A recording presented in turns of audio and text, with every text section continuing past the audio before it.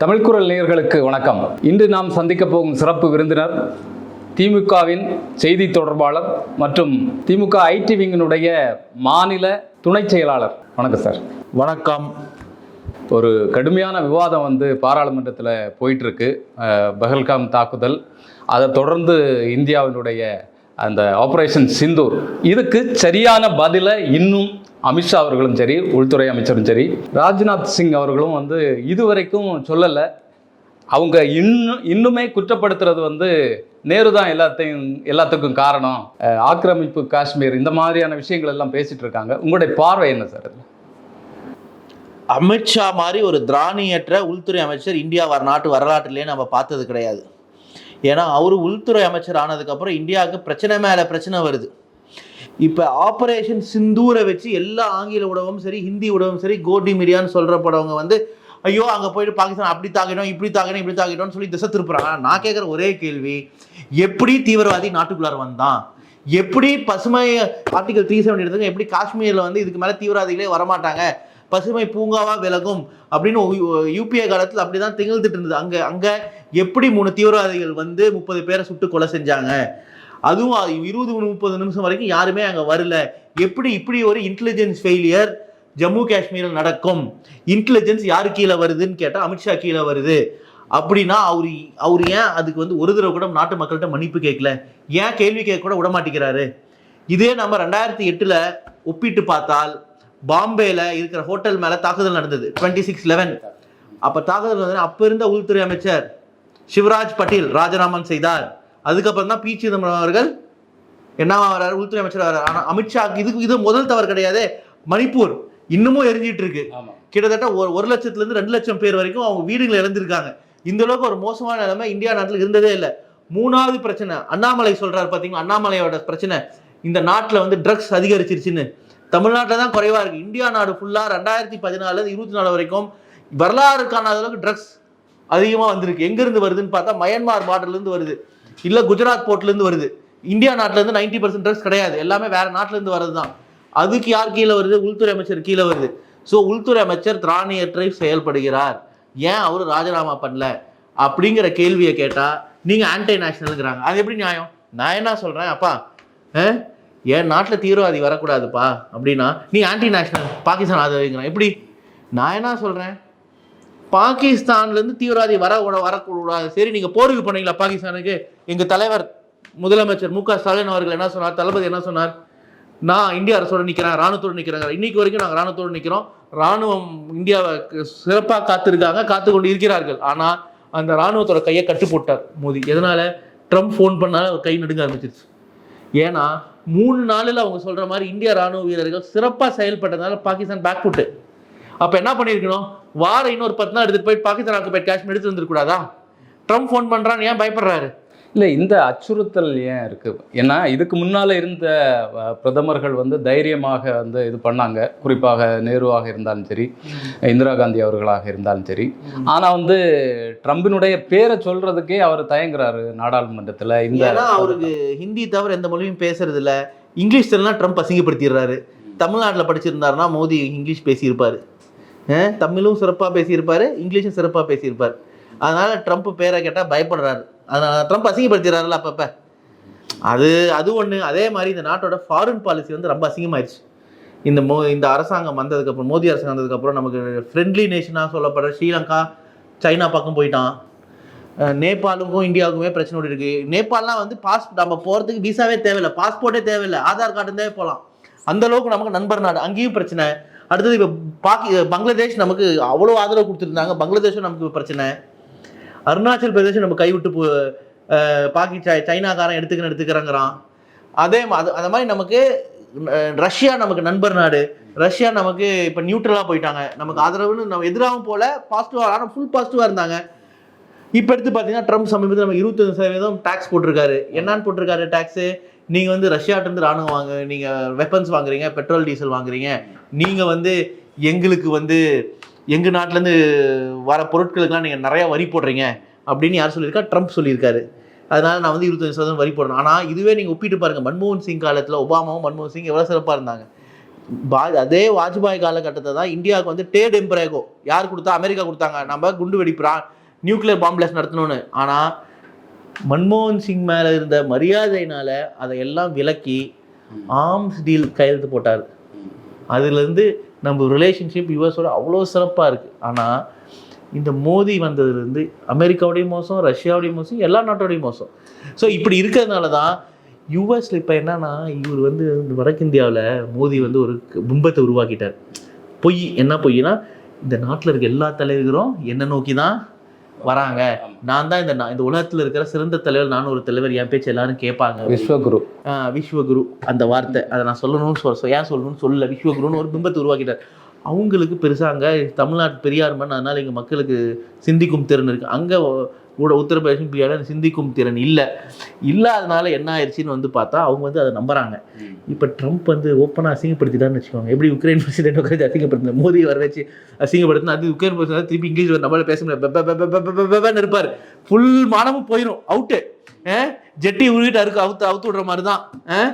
அதுக்கு தான் ட்ரம்ப்பை பார்த்தா ஃபுல்லாக பயப்படுது. அந்த ரெண்டாவது நான் முன்னாடி இங்கிலீஷில் ஜோக்குக்கு சொன்னேன், ட்ரம்ப்பை பார்த்தா பயப்படுது, அதான் காரணம். ஆனால் இப்போ ஏன் வந்து அமித்ஷாவை அதனால இப்போ இவங்க போனாங்கல்ல, யார் பேச்சையும் கேட்காம இதே நேரத்தில் மன்மோகன் சிங் இருந்திருந்தாருன்னா பாகிஸ்தான் ஆக்குபைட் கமிஷன் நமக்கு வந்திருக்கும். எதனாலனா பாகிஸ்தான் வந்து இந்த அளவுக்கு வீக்காக எப்பயுமே இல்லை, சரிங்களா? இங்கே டைரெக்டாக நமக்கு எவிடன்ஸ் இருக்குது பாகிஸ்தான் டெரரிஸ்ட்டுன்னு. நேராக போயிட்டு அட்டாக் பண்ணியிருந்தா ஃபுல்லாக பாகிஸ்தான் ஆக்குபைட் கமிஷன் நம்மளுக்கு யாரும் கேள்வி கேட்டிருக்காது. 3 நாள் போயிட்டு வந்துட்டாங்க. இது எப்படி இருக்குன்னா, போயிட்டு சும்மா போயிட்டு வந்தா அதை பேசியே எதனால் பல்காம் தீவிரவாத செயல் நடக்கப்பட்டது அப்படிங்கிறத வந்து மக்கள் மறந்துடுவாங்க. அமித்ஷா காப்பாற்றப்படுவார். அதனால தான். இதனால பாகிஸ்தானில் எந்த பயமே இல்லை. 3 நாள் போனாங்க, வந்தாங்க. எதனால் நடந்து இது வரைக்கும் தெரியுங்களா? அதில் ஒரு தீவிரவாதி காஷ்மீரை சேர்ந்தவர், நம்ம இந்தியாவில் காஷ்மீர் சேர்ந்தவர், அவர் பாகிஸ்தானுக்கு படிக்க போயிருக்கார். அங்கே தான் தீவிரவாதியாக இருக்கார். இந்தியாவிலேருந்து ஒருத்தர் பாகிஸ்தானுக்கு ஏன் படிக்க அனுப்பணும்? அது படிக்கிறது ஒன்றிய பாஜக ஆட்சி காலத்துல தான். அது இன்டெலிஜென்ஸ் ஃபெயிலியர் இல்லையா? அதுவும் இன்டெலிஜென்ஸ் ஃபெயிலியர் தானே. அவர் அங்கே போனதே தீவிரவாத நோக்கத்தோடு தான் போயிருக்கார். படிக்க போன விசா எடுத்து போயிருக்கார். ஏர்போர்ட்டில் பாஸ்போர்ட்டை அஃபீஷியல்ஸ்ட்டு அதிகாரிகிட்ட காமிச்சு போயிருக்கார். அதை கூட அப்புறம் திரும்பி அந்த நாட்டிலேருந்து இங்கே வந்திருக்கார். அதை கூட கண்டுபிடிக்க முடியவில்லை என்றால் நம்ம என்ன பண்ணிட்டு இருக்கோம்? மணிப்பூர் இல்லை இவ்வளோ பெரிய கலவரம் இதுக்கு முன்னாடி எப்பயாச்சும் நடந்திருக்கா? இந்தியா வரலாற்றுலேயே கிடையாது. நார்த் ஈஸ்ட் வந்து எப்பயுமே இந்தியாவோட சேரக்கூடாதுன்னு சுதந்திரத்துக்கு அப்புறம் போராடிட்டு இருந்தாங்க. சுதந்திரத்துக்கு அப்புறம் எப்பயுமே அப்போ அதை நேரு அவர்கள் பேசி பக்குவமாக சரி பண்ணி கடைசி ஒரு 30-40 வருஷமாக பசுமையாக அங்கே போயிட்டு இருக்கு, எந்த பிரச்சனையும் இல்லாமல். ஆனால் அங்கே ஒரு பெரிய கலவரத்தை உருவாக்கிட்டா, அந்த கலவரம் இன்னும் 5-6 வருஷத்துக்கு அங்கே இருக்க அதிகாரிகிட்டையும் பேசினேன், இன்னும் 5-6 வருஷம் நிற்காது. அந்த முற்றிலும் அதை உருவாக்குனது வந்து பாஜக தான் அப்படிங்கிறாங்க. அதுவும் இன்டெலிஜென்ஸ் ஃபெயிலியர் தான். ஸோ இந்த மாதிரி எவ்வளோ இன்டெலிஜென்ஸ் ஃபெயிலியர் நடத்தி ஏன் அவரை வந்து காப்பாற்றிட்டே இருக்காங்க? அதே மாதிரி ரயில்வே இன்சிடென்ட் வந்து பார்த்தீங்கன்னா, கடைசி 20 வருஷத்தில் எவ்வளோ ரயில்வே இன்சிடென்ட் நடந்ததோ அவ்வளோ இன்சிடென்ட் அதோட 2 மடங்கு இன்சிடென்ட் கடைசி 4 வருஷம் நடந்துருச்சு. அதுக்கு காரணம் யார்? Railway minister Ashwini Vaishnaw. அவர் ராஜினாமா செஞ்சாரா? செய்யலை. யாருமே ராஜினாமா செய்ய மாட்டேங்கிறாங்க. எது கேட்டாலும் ஹிந்து முஸ்லீம் ஆக்கிட வேண்டியது, பாகிஸ்தான் எனிமி அப்படிங்கிறாங்க. அமித்ஷா விலகணும்னு சொன்னால் ஒன்று என்ன சொல்கிறாங்க, நீங்கள் பாகிஸ்தானி ஆதரவுங்கிறாங்க, நீங்கள் ஆன்டை நேஷனலுங்கிறாங்க, ஆன்டை ஹிந்துங்கிறாங்க. நான் கேட்குறேன், பாஜகவை வந்து யார் இந்த நாட்டோட குடிமகன், யார் குடிமகன் இல்லைன்னு முடிவெடுக்கிற அதிகாரம் யாரு கொடுத்தா? யாரு ஹிந்து யாரு ஹிந்து இல்லைன்னு இந்த நியமிக்கிறதுக்கு மோடிக்கும் அமித்ஷாவுக்கும் யார் அதிகாரம் கொடுத்தா? நான் சொல்கிறேன், அவங்க 2 பேர் தான் மிகப்பெரிய ஆன்டை ஹிந்து. ஏன்னா எல்லாரையும் எடுத்து செல்றது தான் நம்ம ஹிந்துக்களோட நம்ம மதத்தில் இருக்கிற முதல் பேசிக் பிரின்சிபிள் எடுத்து பார்த்தீங்கன்னா எல்லா மக்களையும் எடுத்து அது 1000 வருஷம் 2000 வருஷத்துக்கு முன்னாடி வந்து பார்த்தீங்கன்னா யூதர்கள் இருந்தாங்க, அதுக்கப்புறம் கிறிஸ்துவர் வந்தாங்க, இஸ்லாமியர்கள் வந்தாங்க, தமிழ்நாடு உதாரணம் எல்லாருமே எங்கே பசுமையாக வாழ்ந்தாங்க. சோலாவை பற்றி எடுத்து பேசியிருக்காருல, நான் அப்போயே சொன்னேன் ஆங்கில உலகத்தில், சோலாவை பற்றி மோடி எடுத்து பேசுகிறாருல, அவர் எல்லா மதத்தையும் புத்தர், ஜெயினிசம், சைவைட், வைஷ்ணவைட் எல்லாரையும் ஒன்று எடுத்துகிட்டு போய் நடத்தினார். யாருக்கும் வேறுபாடு பார்க்கல. அப்படி இருந்த மண்ணு தான் அது. அதான் ஹிந்துவிசம். அதனால தான் அப்படியே இருக்கக்கூடாதுன்னு நினைக்கிறாங்க. அதனால தான் நான் சொல்கிறேன், இவங்க தான் முதல் ஆன்டி ஹிந்து. ஹிந்துஸ்ல எங்கேயோ இருக்கா மாட்டு இறைச்சி சாப்பிடணும் அடிச்சு கொலை பண்ணலான்னு? அந்த அரசியலை எடுத்துட்டு தானே அவங்க முன்னோக்கி அது அவங்க எடுத்து பண்றாங்க. அதனால சொல்றேன், முதல் ஆன்டி ஹிந்து இந்த நாட்டில் இருக்கிறதே முதல் மோடி, 2வது அமித்ஷாங்கிறேன். ஆனா அவங்க யாரும் மற்றவங்க ஆன்டி ஹிந்துன்னு சொல்றதுக்கு?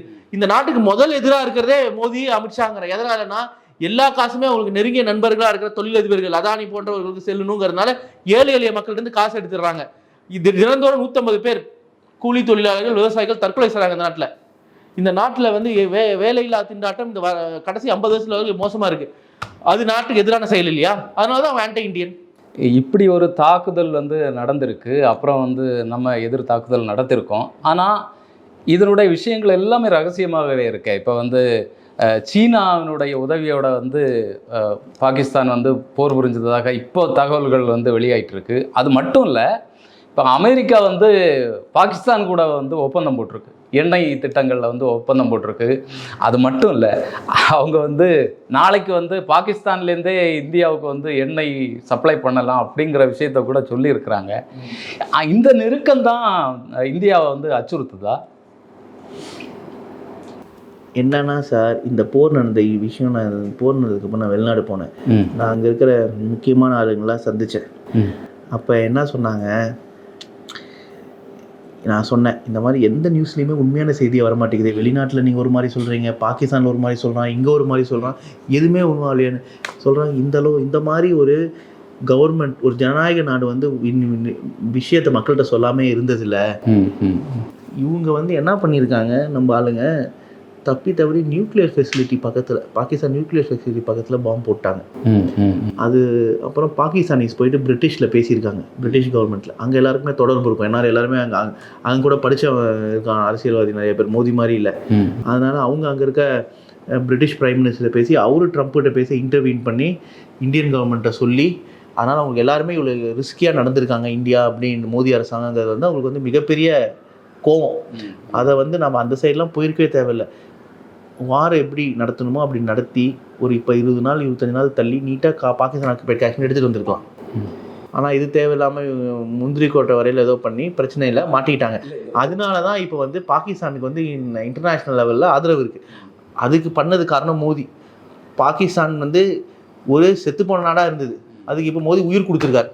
ஸோ நிஜமே பார்த்தா மிகப்பெரிய பாகிஸ்தான் ஆதரவாளர் மோடி தான். யாருக்கு தெரியும், மோதியும் அந்த அமித்ஷாவும் பாகிஸ்தானுக்கு ஆளுநரோட காசு வாங்கியிருக்கேன். எனக்கு என்ன தெரியும் பாகிஸ்தானை வளர்த்து? இல்லை சார், இந்த யுத்தம் முடிஞ்ச பிறகு ஒரு எம்பி குழுவை அனுப்புனார்ல வெளிநாடுகளுக்கு. அது அனுப்புறதுக்கு காரணம் என்ன தெரியுமா? ஏன் அனுப்பிச்சாங்க? அதுவும் ஆப்போசிஷன் லீடர்ஸை போட்டு இஸ்லாமியர்கள் எம்பி இன்க்ளூட் பண்ணி, பாஜக கட்சியில் ஒரு இஸ்லாமிய பாராளுமன்ற உறுப்பினர் இருக்காரு இல்லை, ஆனால் அந்த குழுவில் ஏன் போட்டாங்க? எதனாலனா பேர் நாரி போயிருந்தது. அந்த பேரை சரி எப்படியாச்சும் கொஞ்சமாச்சும் போய் எதிர்கட்சி எம்பிங்களும் போனால் சரி செய்ய முடியுமாங்கிறதுனால பண்ணது தான் அது. நன்றி சார். நன்றி.